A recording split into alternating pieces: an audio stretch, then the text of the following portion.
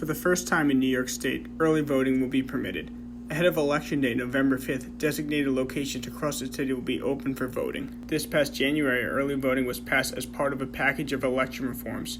New York Governor Andrew Cuomo signed the election laws on January 24th. There are 61 locations across the 5 boroughs designated for early voting. However, New York City Mayor Bill de Blasio pushed for 100 early poll sites to be opened. He even offered the Board of Elections $75 million to, quote, take up this task. But in the end, the board decided against de Blasio's push for 100 early polling sites. Early voting will be held from October 26th to November 3rd.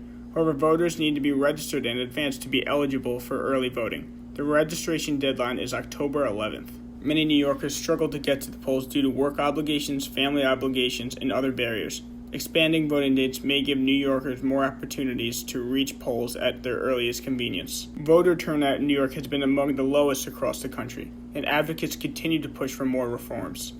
I do think early voting is a good idea in New York State because it gives people the freedom to go vote whenever they have a chance. People sometimes have work obligations or family obligations, so it allows them to go whenever it's convenient for them. This way they don't have to scramble to the polls at the end of their day in order to get their vote in. It's just much easier and more convenient for them. College students also find it hard to get to the polls due to their academic and extracurricular schedule. With the expansion of voting dates, students now have the option to go to the polls earlier. I do think it's important for college students to have the option to vote early because you never really can predict your academic schedule. Even right now we're in midterms week, and I know personally I have a lot of tests and I've been up late, and if we were in the middle of a voting cycle like we will be in November, then I would be really pressed for time to make it to the polls. The backlash of early voting is apparent as well. Voters can change their mind at any point. Extending voting allows people to vote when the mood strikes them. For example, after seeing a controversial ad, a voter might change their opinion on a candidate.